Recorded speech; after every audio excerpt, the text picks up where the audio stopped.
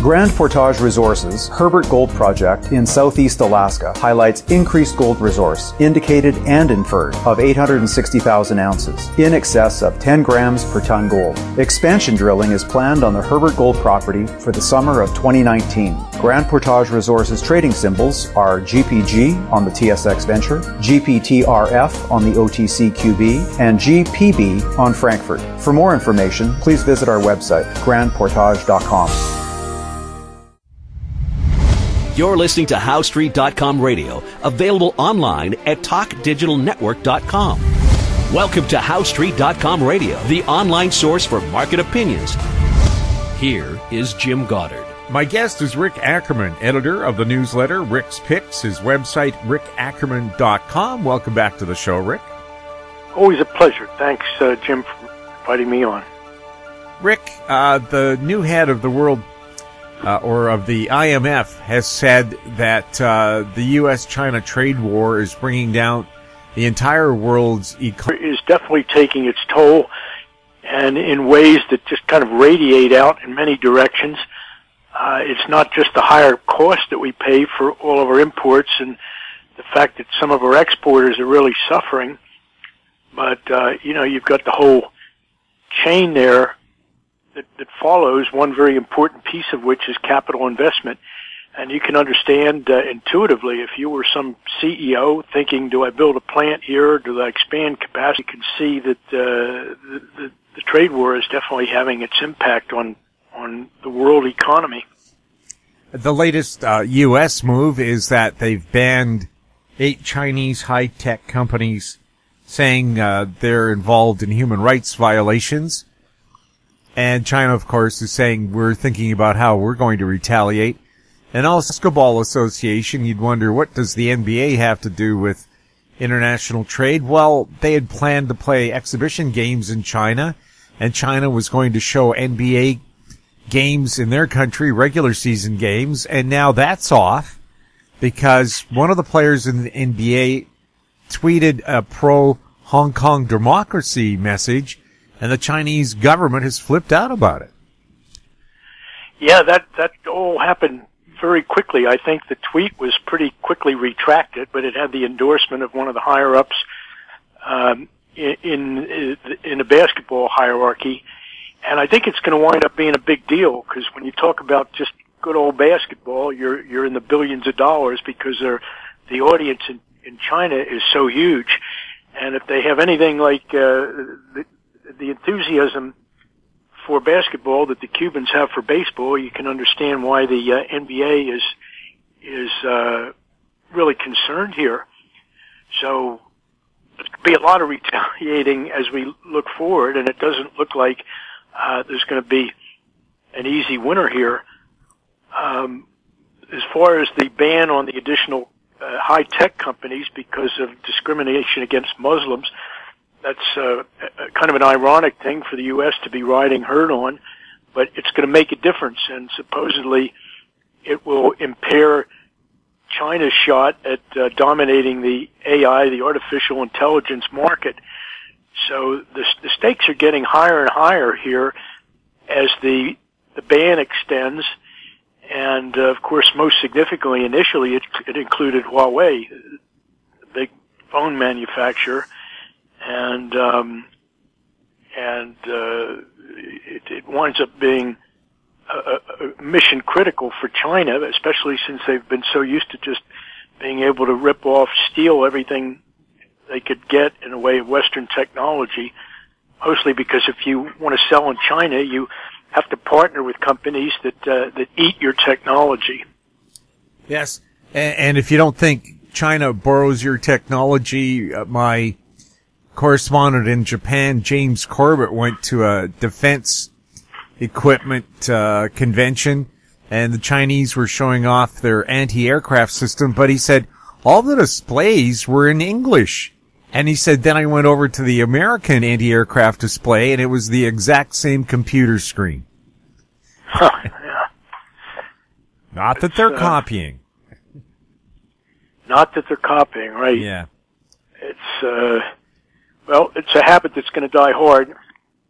And I think it's one reason why the Chinese have been digging in their heels as much as Trump has, and whether or not he really thinks he's going to come away with a good deal, at this point, I don't think anyone really believes it. Do you think that the Chinese might become tougher now that the president faces possible impeachment? I wouldn't. I don't see the impeachment as a threat at all. He's not going to get impeached, but I think that it really is the beginning, perhaps, of a weakening of the Trump presidency. And I'm feeling the same thing. I mean, the guy's back on his heels. Not that you would know it from anything he says, but not back on his heels because everybody's coming at him for no good reason. In the case of the GOP, criticizing this deal that Trump made with Erdogan, the Turkish leader, basically said Turkey can come in and mop up, essentially steamroller the Kurds who helped the U.S. Defeat ISIS. So they were our loyal allies, and they lost quite a few troops fighting ISIS. And now Trump has said in a way that you can't afford to be vague about these things in diplomacy and in deal making. But Trump has basically told the Turks, he said, "Look, just don't try anything really nasty in Syria, or you're going to be sorry." But Trump hasn't defined that at all, and it leaves open such crucial matters as, well, the Kurds have been keeping the worst of the ISIS animals in cages, and there's no clear plan for maintaining that the prisons. If the Turks should come into Syria and fight the Kurds, and in theory, you've got a situation where you're a Kurd and you're fighting Syrian troops, and you need to make some side treaty that, hey, look, whatever happens, you've got to take over these ISIS prisoners. So there are a lot of really messy details, and it would be hard for Trump to back out of this right now and save face. But to me, it was an egregious mistake to abandon the Kurds, especially with what Trump said about it. He said, well, it cost us a lot of money to have those guys fight for us. Like principle doesn't matter at all. So I think Trump is really, even to Trump supporters, he's starting to look pretty bad. And, originally I thought, well, he was going to be in jeopardy of getting turned out if the economy turned down. But I would say that even putting aside economic issues, he's doing so many things to alienate his support that, he could be a lame duck sooner than we might hope. Well, also with the ISIS prisoners, the Germans did this in the Second World War. They had some prisoners, people from the Ukraine, and they said, if you fight for us, we'll let you go. Could they make the same kind of offer to the ISIS prisoners? If you fight on our behalf, we'll let you go. Against the Turks. Yeah, but even there, you're creating a problem for Europe. You turn all these ISIS guys loose, and they get the urge to wander, like back to Brussels or wherever they come from or think they can go to. So I don't think it's going to work to unleash ISIS, especially on some promise that they're going to fight, in this case, Assad. We'll have more with Rick Ackerman right after this. Media recognition from Bloomberg, Reuters, recycling trade publications, patented process for 100% recovery of critical metals, including cobalt, lithium, nickel, manganese, aluminum. American Manganese is focused on recycling lithium-ion batteries for electric vehicles. American Manganese trades on the TSX Venture, AMY, the US, AMYZF, and Frankfurt 2AM. For more information, visit AmericanManganeseInc.com or phone me, Larry Ray, at 778-574-4444. Ackerman Resources Limited is a gold exploration company with significant projects in British Columbia and the Yukon, trading on the TSX Venture Exchange, symbol ABN, and the OTCQB, symbol ABNAF. surrounded by world-class gold deposits and mines. Avon's 23,000 hectares Forest Kerr Gold Project is located in the heart of the Golden Triangle in northwestern BC. For more information, visit us at avonresources.com. Welcome back. We're speaking with Rick Ackerman. Rick, now that Saudi oil facilities have proven vulnerable to drone attack, will there be more attacks on oil facilities in the Middle East? I think it's guaranteed. I mean, the attackers, I guess you have to believe that it was Iran or somebody in possession of Iran weaponry, the Houthis, they didn't quite get what they wanted. You know, from the standpoint of damage, they knocked out a key oil processing facility, but it wasn't, oil barely blinked. Trump activated U.S. strategic supplies, and because oil the product is fungible all over the world, if you're not being supplied from one source, you'll be supplied from another. And it turns out there was enough global surplus capacity there that it was pretty easy to paper over what had been, a facility that had been supplying about half of the world's, a huge percentage of the world's oil. And of so course, I think they're definitely going to try again. Also, too, the impact on the consumer. I don't know if it happened in the U.S. The day after the Saudi attack, fuel prices in Vancouver went up 28 cents a gallon, 7 cents a liter, even though Vancouver has never had a drop of Arabic oil used for its gasoline.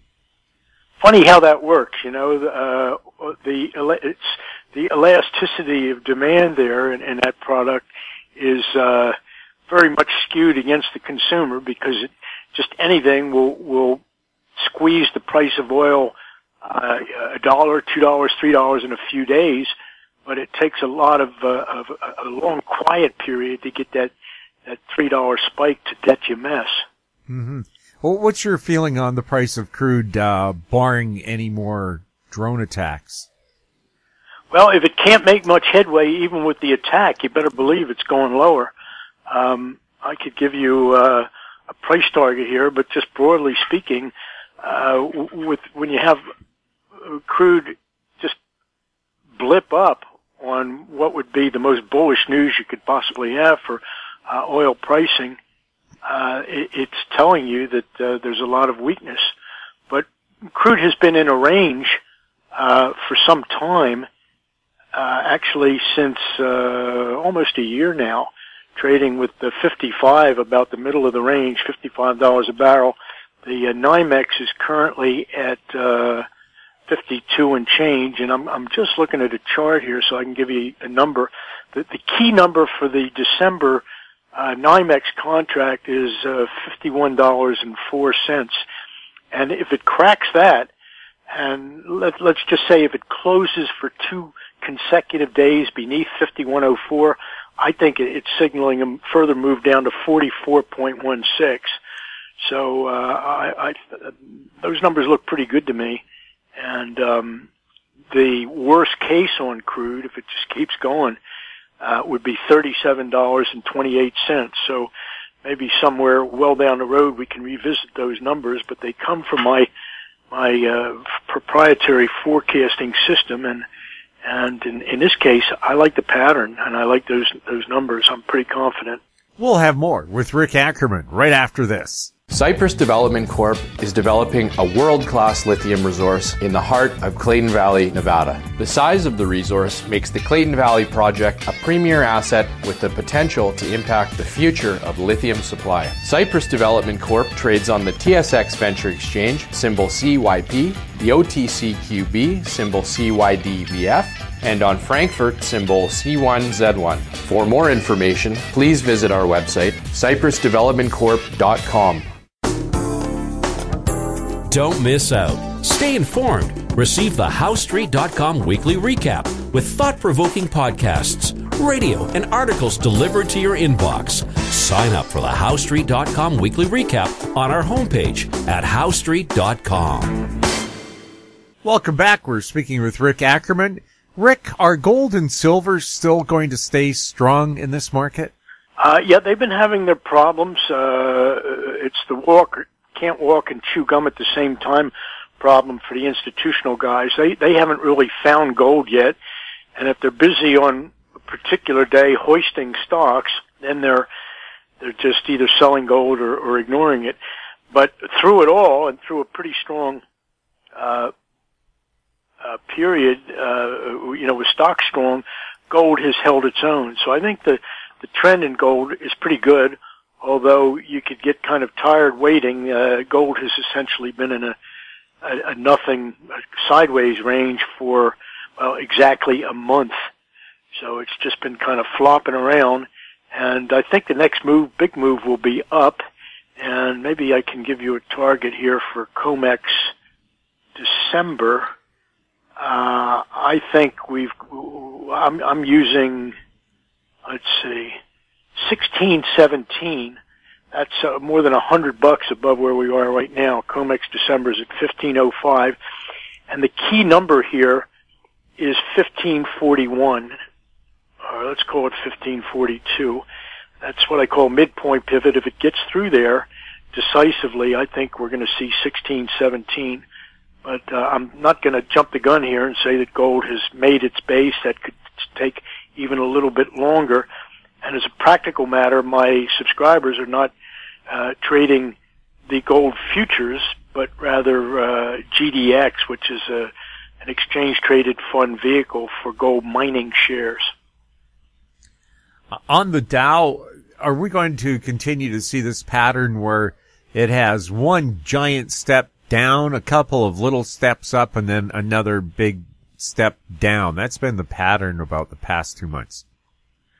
Well, we may be shifting into a new paradigm here. When the market came down last week really hard on 2 consecutive days, and then the third day it bottomed. The bottom on the Dow was at, let me give you a number here. The bottom on the Dow was 25,743. And I thought it was going another, I think it was 380 points lower. My target was 25,363. And we had a pretty good rally, and I had a couple queries saying, well, it looks like you missed that time. But I just want to remind everyone that the 25,363 target is still valid. So that is about 900 points below where we're trading now. So we could have another move down. And I think we may be shifting really from bull market to bear. And there are just a couple things I want to see. Number one, I'd like to see Apple hit that 243 and change target, currently 226. So as long as Apple has further to go to the upside, I would say the fat lady is her area is going to have to wait. For investors, because October traditionally can be a pretty tough month on the market, should they looking at going to cash and then wait for the dust to settle? Well, in historical terms, September is really the worst of the 12 months for the stock market.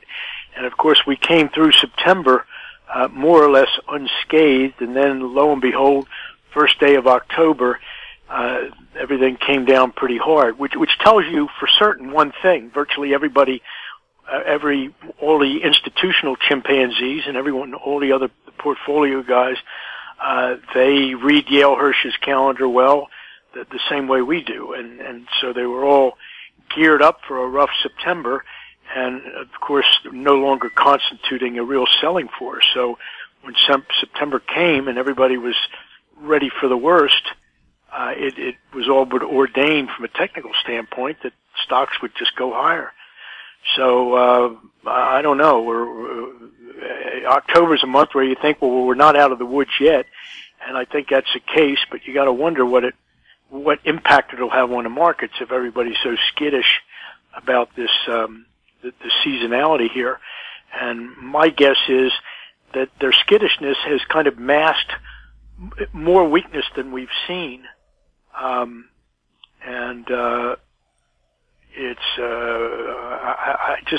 I feel like the wall of worry the market supposedly is always climbing is just a little bit too high here.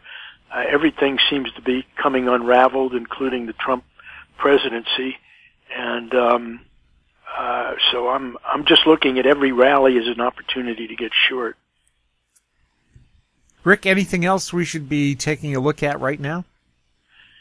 Well, one thing we usually talk about is the Treasury Bonds, and a lot of my co-wayfarers have opted out on the bond forecast, but I'm still pretty bullish. And looking at the December 30-year futures contract, I'm going to give you a target here up at well, actually, it's on my front page. If you go to rickackerman.com, you can see at the top, I've got a rally in the 30-year bonds to about 155. No, I'm sorry, that was, let's see, no, it's TLT, which tracks a 30-year bond, is currently trading 145. I see it going to 155.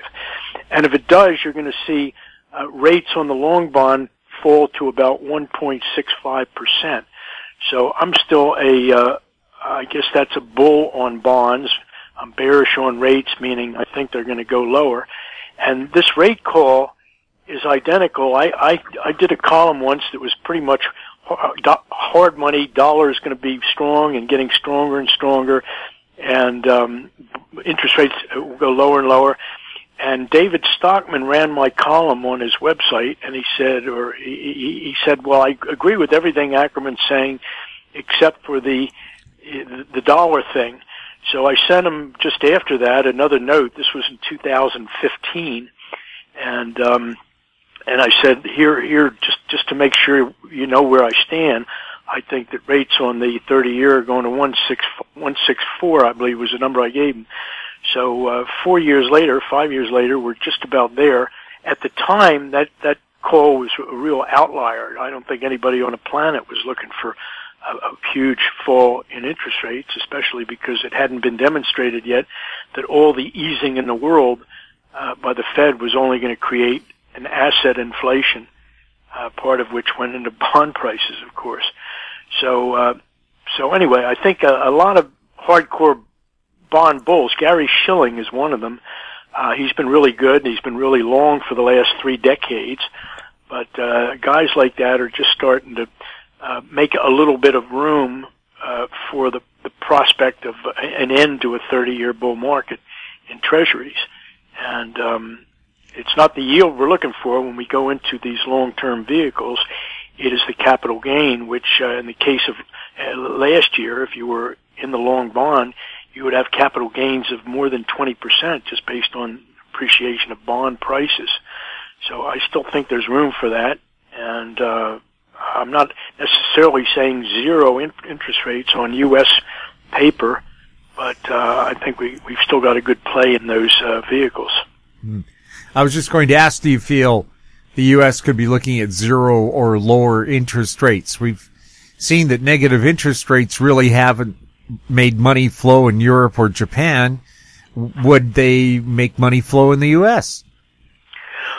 Well, we talked about that last time in the context of the repo market and how everybody that there's really strong demand for treasuries simply because it functions as the highest class of collateral you can use for short-term loans. So the repo market is up there in the zillions of dollars. The transactions are enormous, and this puts pressure on bonds because everybody, on the lender side, they want to see the best collateral they can get their hands on, and that means treasuries. So I think there's still room for that dynamic to play out, and we haven't. But it's clear, though, when you look at the example of Europe, that the negative interest rates are not providing any stimulus at all. The opposite is true. And even though you're essentially paying people, or you have to pay to store your money somewhere, people are storing it anyway and just kind of losing a little bit each year. So, but it has had no impact on Europe's economy, which continues. It's slipping into what could be a real, I say recession, but I think that would be the optimist way of looking at it. And because of the failure of lower interest rates to spark any kind of economic growth at all, everybody's been leaning on Germany, and Europe in general is starting to go in the direction of fiscal stimulus, but that's going to be a failure too. And I think it's so predictable that you could say, what are these bozos thinking that they talk about running up deficit spending because it's so clear that there's nowhere to go. You get all revved up. Who are you going to sell your exports to, for one, if you're Germany? So even going in, the idea with all the shrieking about let's start fiscal stimulus programs in all the countries of Europe, the man on the street could tell you it ain't going to do nothing, and that's about how it goes. And it'll take a little bit of time for the standard it'll take time for that to be absorbed and discounted, the fact that Europe ain't going nowhere with fiscal stimulus. Rick, thank you so much for chatting with us. Always a pleasure, Jim. Thanks for inviting me on. My guest has been Rick Ackerman, editor of the newsletter Rick's Picks, his website, rickackerman.com. If you have any questions for Rick or any of our other guests, you can send them to info@howstreet.com. Find us on Twitter @HowStreet, our YouTube channel, Talk Digital Network. I'm Jim Goddard. Thank you for listening. Comments made on HowStreet.com radio are an expression of opinion only and should not be construed in any matter whatsoever as recommendations to buy or sell any financial instrument at any time. Available online at TalkDigitalNetwork.com. HowStreet.com radio is a production of HowStreet Media Incorporated.